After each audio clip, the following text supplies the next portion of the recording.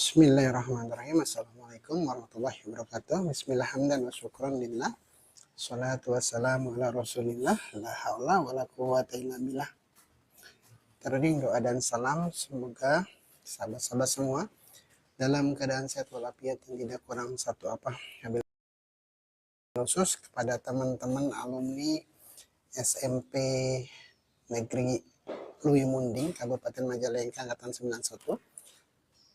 Semoga teman-teman semua dalam keadaan sehat, dalam keadaan tidak kurang satu apa, dalam keberkahan dan senantiasa dalam lindungan rahmat Allah Subhanahu wa Ta'ala. Kenapa kemudian saya khususan sampaikan salam dan penghormatan saya kepada teman-teman alumni SMP Negeri Lui Munding ini, karena kaos ini, kaos alumni, kaos reuni ya, ini kaos reuni yang alumni SMP Lui Munding angkatan 91 ini menjadi inspirasi obrolan saya di pagi hari ini sambil menunggu, lagi-lagi menunggu anak yang sedang ikuti pelatihan. Jadi waktu itu justru sifatnya tidak menunggu. Kalau kita bahasanya menunggu, tapi sejatinya waktu itu tidak pernah menunggu kita. Waktu akan terus bergulir terlepas dari bagaimana kita memanfaatkannya. Kayak seperti ini, dari 91 sampai dengan sekarang sudah 34 tahun kami kemudian terpisah oleh jarak dan waktu dengan teman-teman semua.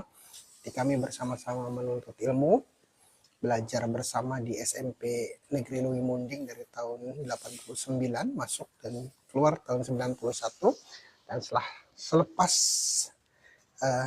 perpisahan ya, dulu bahasanya perpisahan SMP itu, ada yang melanjutkan sekolahnya ke SEMEA, ke STM, ke SMA dan berbagai macam sekolah lainnya. Ada pula yang kemudian harus berhenti, tidak melanjutkan sekolahnya karena satu dan lain hal. Terlepas dari semua itu, bahwa 34 tahun bukanlah waktu yang singkat. 34 tahun tentu penuh drama, penuh romantika, penuh kisah, penuh cerita.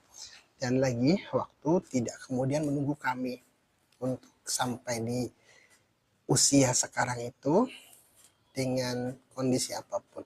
Kalau dulu ada yang mungkin sekolahnya di STM, sekarang ada teman-teman yang sudah punya bengkel atau bahkan punya perusahaan sendiri. Ada teman-teman yang dulu SMA kemudian kuliah sekarang sudah memiliki posisi dan jabatan di instansi. Ada juga yang jadi pengusaha, ada yang jadi guru dan lain sebagainya. Jadi waktu sekali lagi tidak pernah menunggu kita. Tapi bagaimana kemudian kita bisa memanfaatkan waktu itu dengan sebaik-baiknya. Makanya kalimat menunggu itu harusnya kita bisa eliminir, bisa kita skip lah. Jadi kalaupun bahasanya kita sedang menunggu seperti yang saya sekarang lakukan, itu sedianya ada sesuatu hal yang bisa kita lakukan, yang bisa kita kerjakan agar waktu tunggu kita itu lebih bermanfaat, bisa bermakna dan memberi nilai tambah kepada kita. Karena ya memang hidup ini hanya menunggu. Dari bayi, mulai dari kandungan ibu, kandungan ibu tuh menunggu waktu lahir. Kemudian setelah lahir menunggu waktu bisa jalan, bisa bicara. Setelah itu nunggu waktu sekolah, nunggu waktu lulus, nunggu waktu kuliah, nunggu waktu kerja.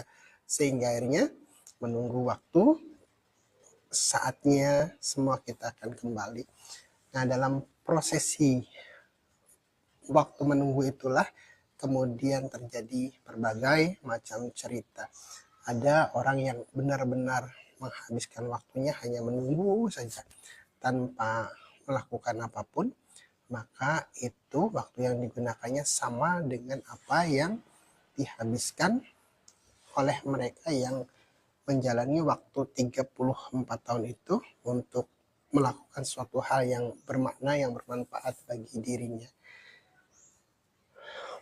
Jadi beruntunglah kita, beruntunglah teman-teman semua yang kemudian diberikan kesempatan waktu yang sedemikian panjang waktu, usia yang sedemikian panjang, karena tidak semua kita bisa sampai di usia sekarang, dan kemudian lebih beruntung lagi bahwa kita bisa memanfaatkannya untuk sesuatu yang berguna bagi kehidupan kita dalam menjalaninya. Kalau misalkan kita selama ini hanya menghitung hari ini hari Minggu, besok Senin, lusanya Selasa, Rabu, Kamis, Jumat, sampai ketemu Senin lagi, maka itu waktu tetap akan habis.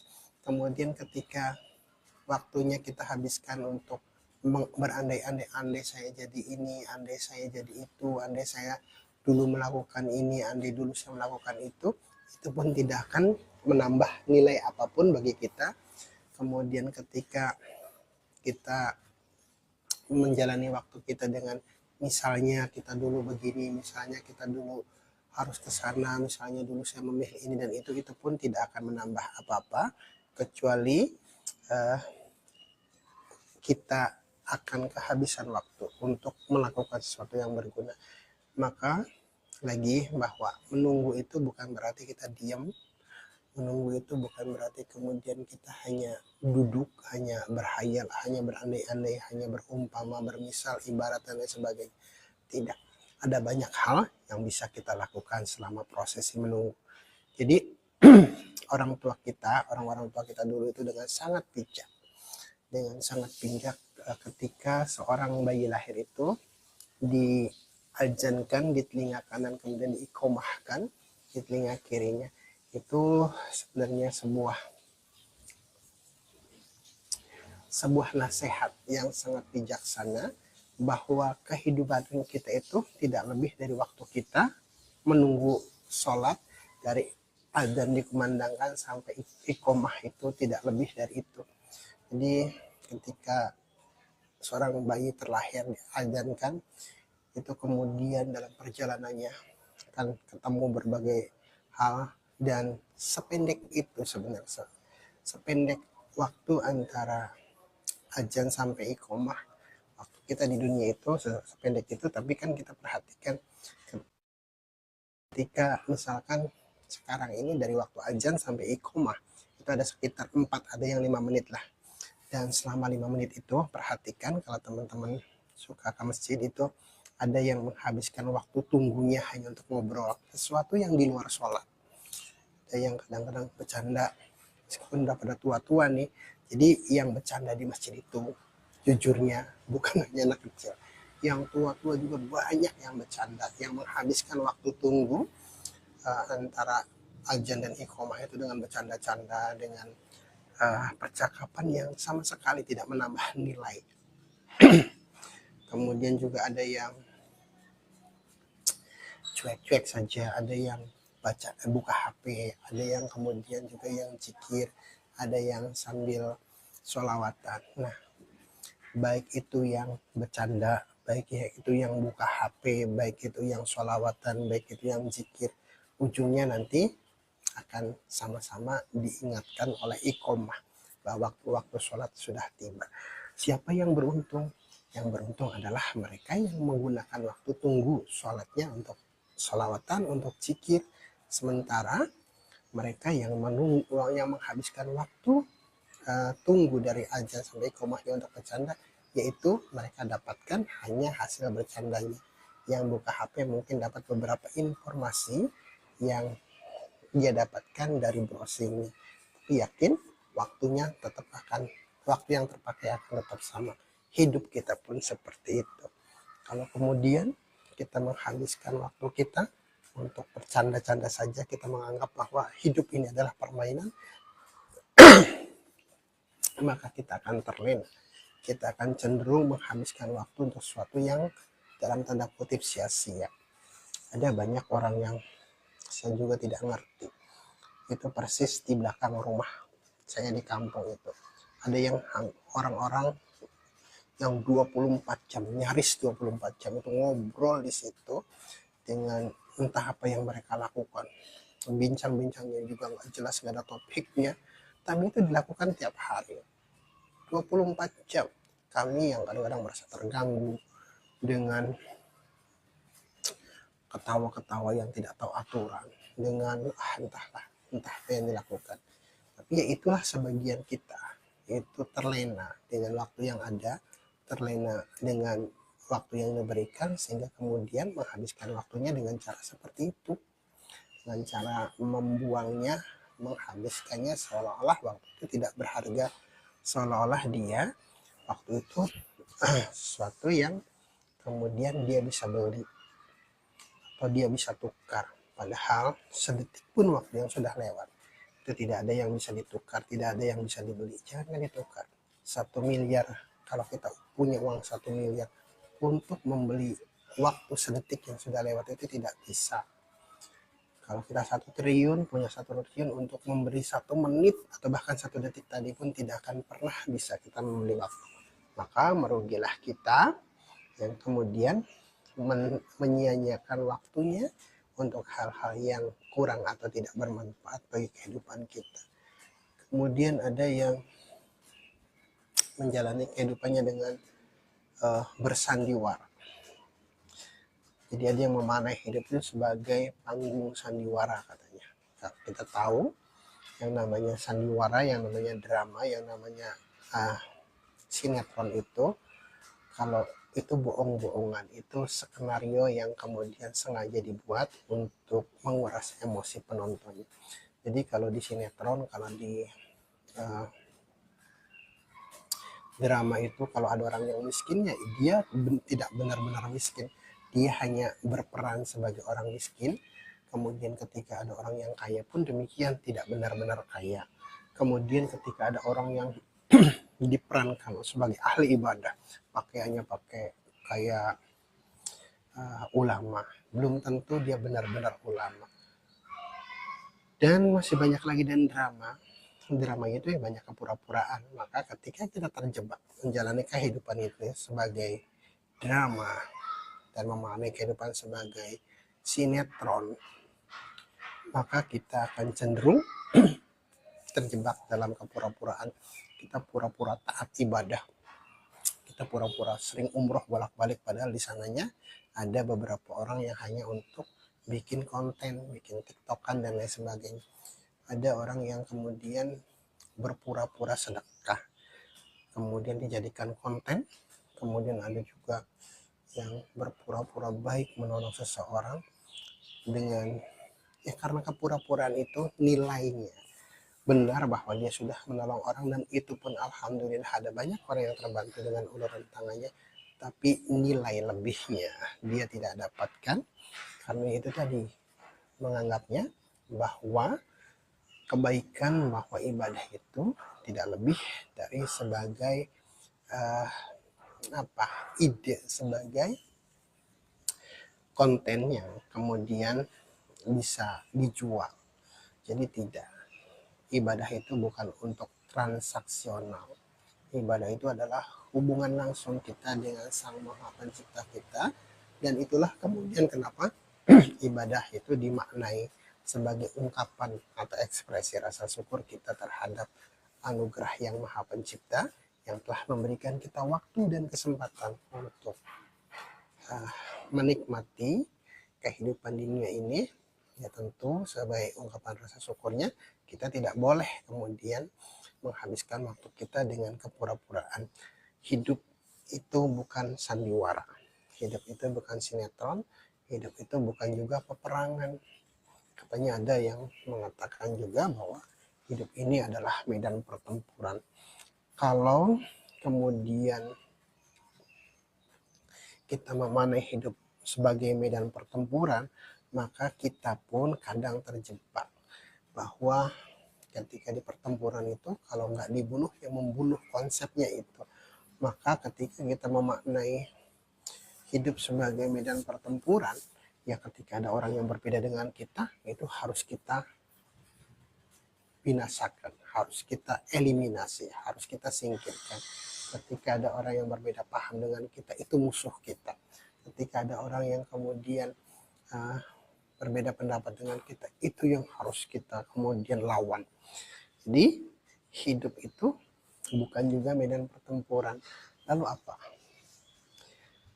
dan bagaimana seyogianya kita memaknai hidup.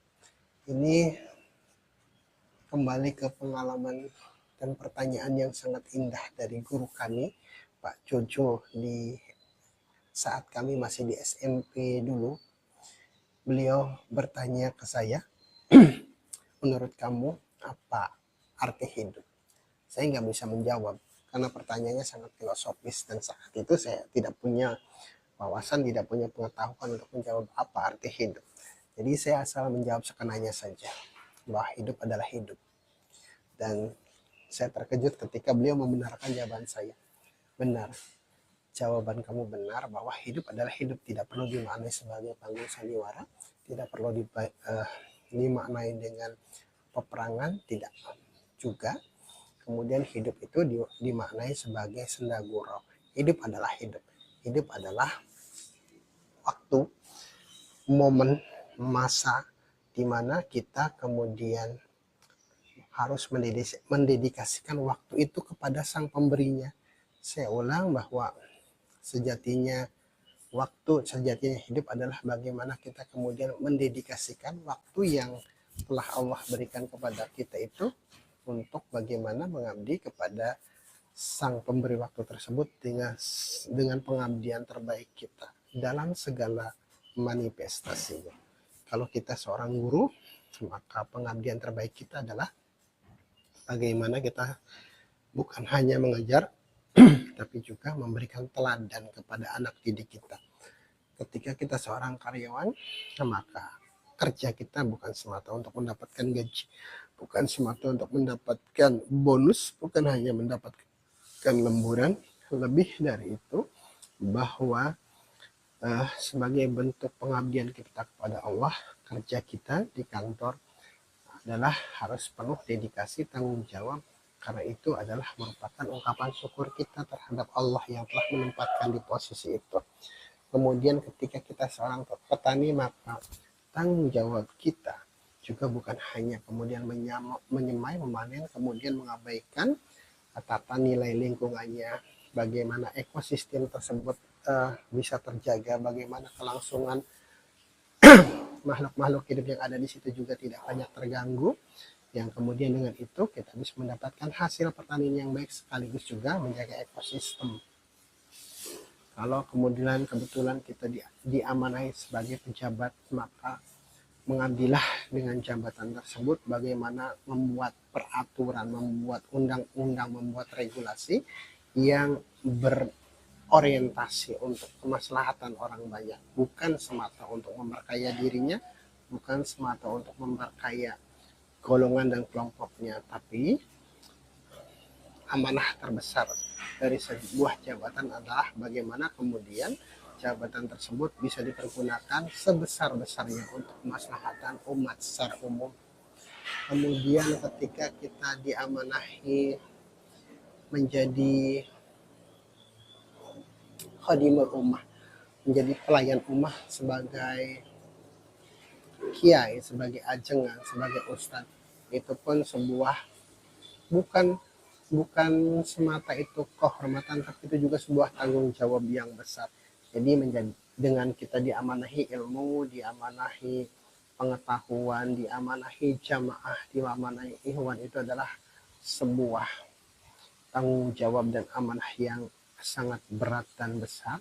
Jadi ketika kita disebut ustadz itu bukan kemudian kita bangga diri, ini saya ustadz. Tidak harus kemudian ini saya kiai, ini saya ajengan, tidak harus seperti itu. Tapi bagaimana kemudian dengan apa kehormatan yang diberikan oleh umat, oleh Allah tepatnya, kita bisa kemudian mendedikasikan ilmu kita, mendedikasikan pengetahuan kita untuk bersama-sama membina umat, bersama-sama untuk mengenal Allah dengan lebih baik, bersama-sama untuk menjalani pengabdian kepada Allah dengan sebaik-baiknya. Karena kenapa? Tidak semua orang diamanahi ilmu, tidak semua orang diamanahi kesempatan, diberi kesempatan untuk menuntut ilmu di pesantren, tidak semua orang kemudian diberi kesempatan untuk belajar kitab, tidak semua orang kemudian diberi kesempatan dan punya waktu untuk bisa belajar ilmu agama secara intens, maka ketika seseorang atau ketika kita diamanahi ilmu yang Allah berikan, maka ilmu itu harus kita sodakokan juga, harus kita bahkan wakafkan juga, kembalikan kepada umat yang mungkin atau bukan mungkin, yang pasti membutuhkannya. Seperti saya yang tidak pernah kemudian benar-benar bisa belajar ilmu agama secara intensif di pesantren karena waktu dan kesibukan.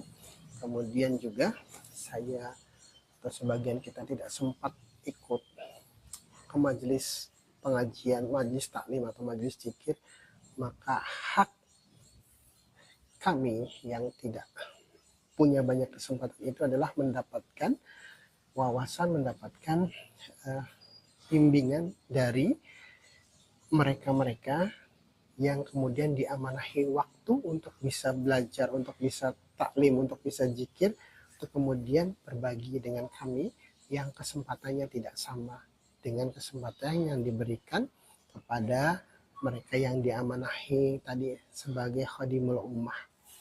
Jadi kalau ini kemudian kita bisa maknai hidup sebagai pengabdian, itulah sesungguhnya waktu yang paling beruntung. Jadi orang beruntung itu bukan orang yang kemudian hartanya banyak. Orang yang beruntung itu bukan yang kemudian mobilnya berderet.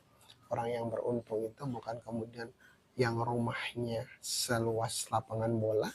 Bukan pula mereka yang jabatannya itu seperti Fir'aun, tidak. Orang yang beruntung, orang yang mendapatkan karunia dan anugerah oleh Allah adalah mereka-mereka yang bisa menggunakan waktunya untuk mengabdi semata kepada Allah Subhanahu wa Ta'ala. Itu untuk obrolan pagi ini, semoga bisa bermanfaat khususnya bagi saya, dan sekali lagi kepada teman-teman alumni SMP UI Munding angkatan 91, semoga teman-teman dalam keadaan sehat walafiat, semoga teman-teman senantiasa dalam lindungan dan rahmat Allah Subhanahu wa Ta'ala. Semoga teman-teman juga diberikan kesehatan, kelapangan rezeki, dan kebersamaan. Jadi kebersamaan juga salah satu karunia yang harus disyukuri, karena ternyata sejak saya keluar dari tahun 91 baru beberapa kali saja saya ketemu dengan teman-teman seangkatan, dan itu pun waktunya tidak lama. Sebenarnya banyak yang ingin saya ingin berbagi memori indah waktu kita dulu di SMP, ingin mengenang masa-masa kenakalan kita dulu waktu remaja, waktu SMP masih pakai putih biru, kemudian kelucuan-kelucuan kita lah. Itu sejatinya saya ingin punya waktu atau momen-momen seperti itu, tapi sampai saat ini saya belum memiliki kesempatan. Bahkan kemarin Kang Iwan mengabarkan bahwa hari Selasa ya, Kang Iwan, hari Selasa setelah Lebaran itu ada teman-teman pada ngumpul, ada beberapa orang teman yang ngumpul, tapi saya sudah harus kembali ke tempat kerja sehingga saya tidak berkesempatan untuk gabung. Dan insya Allah semoga suatu saat nanti kita dipertemukan, kita bisa ngobrol sambil ngopi, sambil canda-canda seperti masa dulu itu. Dan salam hormat saya kepada semuanya. Akhirul kalam, billahi taufiq wal hidayah. Assalamualaikum warahmatullahi wabarakatuh.